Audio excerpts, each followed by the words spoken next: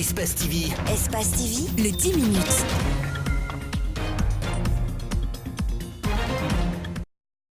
C'est à l'usine Topaz de Sangoya que la 29e journée de l'industrialisation de l'Afrique a été célébrée. Elle est placée sous le thème « La promotion des chaînes de valeur régionales en Afrique est moins d'accélérer la transformation structurelle, l'industrialisation et la production pharmaceutique ».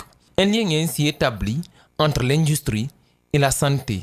Le thème touche aussi à la question de l'industrie pharmaceutique, qui est un domaine important de l'industrie pour lequel l'Union africaine, les Nations unies et l'ONUDI apportent un appui particulier afin que des chaînes de valeur locales, régionales puissent être créées pour améliorer la santé, le bien-être et le développement en Afrique. Une visite des lieux pour voir la production de Topaz, la satisfaction du ministre est grande, d'autant que ces usines réduisent le chômage et favorisent l'autonomisation des femmes. Dis-moi quelle industrie tu as et je te dirai quel pays tu es. Nous sommes encouragés par les efforts que nous voyons et nous serons davantage motivés à aller de l'avant pour que le rythme d'accélération de notre industrie voulu par le chef de l'État soit tenu et que nous soyons au rendez-vous des pays industrialisés. Il s'agit à cet effet de faire de l'industrialisation et de l'économie en Afrique un moyen d'atteindre un taux de croissance élevé, diversifier les sources de revenus et réduire la pauvreté.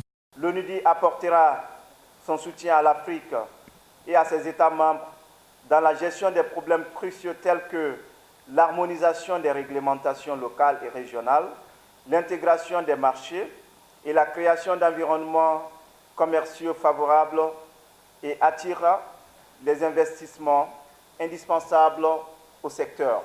Malgré cette industrialisation en cours du continent noir, l'Afrique continue d'importer et de consommer les produits en provenance des pays du Nord. La survie et le développement de l'enfant, son éducation de base, sa protection, l'eau, l'hygiène et l'assainissement ainsi que l'inclusion sociale sont les principales lignes directrices de ce programme. L'administration décentralisée constitue un tout pour assurer le développement escompté. Les communes de convergence constituent la base aujourd'hui de la démocratie locale. Les communes de convergence constituent aujourd'hui la base de la fonction publique locale. Les communes de convergence constituent aujourd'hui la base du développement durable à la base. Est-ce que, mesdames et messieurs, on peut opérer un développement harmonieux et équilibré sans que le développement ne parte de la base? Je réponds à votre place, non. Le pouvoir financier, oui. Se concentrer sur un développement physique, possible. Mais il existe un enjeu de taille. La discrimination ou les violences sur le genre dans tous les secteurs de la vie, une préoccupation de l'UNICEF. Que la violence liée au genre, liée à la violence faite aux filles et aux femmes, ça se fait où? En grande partie, c'est dans les propres familles, c'est dans les propres foyers. C'est là où se joue l'enjeu. Le gouvernement, à travers ses services déconcentrés, prend l'engagement de veiller à l'application des recommandations. Des exemples que nous comptons dupliquer pour la mise à l'échelle de cette expérience. Les recommandations de l'UNICEF pour cette revue sont scrupuleusement mises en œuvre dans le cadre du programme des Nations Unies. Les préfets, les gouverneurs, les maires et même le Parlement des jeunes s'engagent à faire le leur du contenu des discussions des 2 jours d'échange. Au nom de tous les enfants de Guinée, nous vous remercions des 2 jours de travail que vous avez eu à faire. Nous remercions les membres du gouvernement pour leur engagement, mais aussi le partenaire UNICEF. Sur ce, si madame me donne la permission, absolument, nous clôturons ces 2 jours de forum. Je vous remercie. Participation. Event Mobile Application, c'est le nouvel outil que la représentation du FAO en Guinée vient de développer afin de permettre la détection rapide et le renforcement du système d'alerte précoce et de surveillance des maladies animales dont les zoonoses. C'est dans cette optique que la FAO a mobilisé l'ensemble des agents vétérinaires pour les former sur l'utilisation de cette application sur les appareils électroniques. C'est surtout l'information en temps réel. Vous savez, la Guinée fait remonter les informations sanitaires depuis de longues années. Ils sont rodés pour ça, mais avec cet outil de surveillance électronique, l'information sera gérée en temps réel. Donc voilà toute l'importance de la mise en place de ce dispositif. En fait, tout ça entre dans le paquet de ce que nous appelons la détection des maladies. Alors, par détection des maladies, il y a deux aspects. Il y a l'aspect de l'information sanitaire par rapport à tout ce qui se passe sur le terrain et en tout lieu dans ce pays, et la confirmation des prélèvements qui seront issus de ces informations dans un laboratoire. Récemment, la Guinée, à travers le ministère de l'Élevage et des Productions Animales, a bénéficié d'un laboratoire central vétérinaire de diagnostic dont les travaux de rénovation ont été financés par l'USAID avec des équipements de pointe. La mise en place de cette application permettra de détecter et de répondre de manière prompte à toutes les épidémies potentielles. La qualification des services vétérinaires de notre pays est d'autant plus importante que la modernisation de l'élevage guinéen, ambitionnée par son Excellence, Monsieur le Président de la République, professeur Alpha Condé, passe nécessairement par l'existence des services vétérinaires de qualité, capables de répondre efficacement et rapidement aux besoins de diagnostic et de riposte qu'exigent les élevages de haute productivité qui seront mis en place dans notre pays. Le secrétaire général du département de l'élevage précise aussi que toutes ces actions s'inscrivent dans la politique du gouvernement dans la quête de l'amélioration de la santé et du bien-être des populations guinéennes par la lutte contre les zoonoses. Victorine Koevogi, la 2 millième personne volontaire pour le test du vaccin Gamevac Combi, un vaccin de prévention contre la maladie à virus Ebola.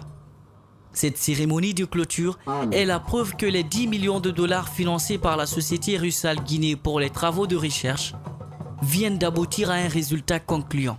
Nous pensons que cet espoir suscité par la découverte de ce vaccin pourra permettre à l'humanité tout entière d'avoir une arme efficace pour le contrôle des futures flambées de la maladie à virus Ebola. Cette phase d'expérimentation a été lancée le 9 août 2017. 4135 Guinéens se sont portés volontaires, mais seulement 2000 ont été retenus après avoir passé les examens de validation.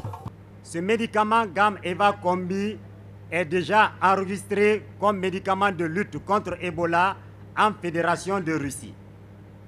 Nous ne faisons que reprendre la recherche en République de Guinée, accordée par les autorités guinéennes sous la direction de son professeur, de son président, le professeur Alpha Condé.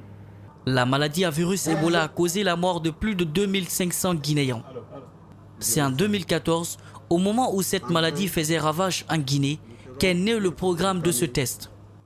Aujourd'hui, Russal Guinée, constructeur de ce centre de recherche, se félicite des progrès réalisés par les chercheurs guinéens et russes. Nous sommes persuadés que nous allons finir ce programme avec succès, que nous avons franchi toutes les étapes restantes nécessaires pour l'homologation du vaccin et le faire au sein de CREMS, l'organisme qui a été créé par Roussel pour la Guinée. Après cette série de tests vaccinaux, les volontaires vont suivre des observations durant une période d'1 an. Comme toujours. Ces femmes iraniennes récoltent l'épice la plus chère au monde, le safran. 90% de sa production mondiale est récoltée ici, en Iran. Mais ces petits filaments rouges font aussi le bonheur des gastronomes dans le monde entier. On les retrouve dans la paella, le risotto milanais, certains currys indiens ou encore la bouillabaisse. La floraison du crocus ne dure que 10 jours par an, habituellement en novembre. Mais sa récolte est actuellement menacée. En cause, la sécheresse chronique qui sévit depuis une vingtaine d'années dans les régions arides du pays. La sécheresse commence dans la province du Khorasan, au sud, comme dans la ville de Gayenne, et se propage vers le nord. Cela signifie qu'à l'avenir, nous n'aurons peut-être plus de safran ici.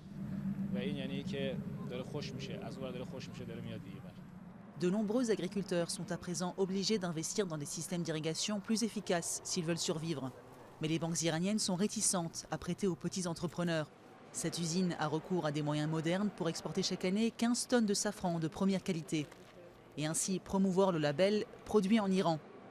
Faute de publicité ou de promotion, Le safran iranien n'est pas reconnu à sa juste valeur à l'étranger. Certains pays comme l'Espagne, qui est membre de l'Union européenne, ont une longue histoire de commercialisation du safran et nous leur en sommes reconnaissants parce qu'ils ont contribué à l'introduction du safran dans le monde. Autre difficulté pour la filière du safran iranienne, la récente chute de la monnaie qui induit une forte inflation. Sur les marchés locaux, le kilogramme de safran se négocie autour de 600 €. Une fois exporté à l'étranger, il coûte 4 fois plus cher. À cause de la dévaluation du rial iranien, nous vendons le safran à nos acheteurs internationaux à un prix inférieur en euros. Mais il est devenu beaucoup trop cher pour les Iraniens qui l'achètent en rial.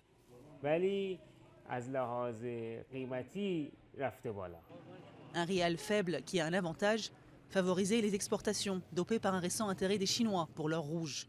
Et le safran, contrairement au pétrole, n'est pas visé par les sanctions économiques américaines contre l'Iran.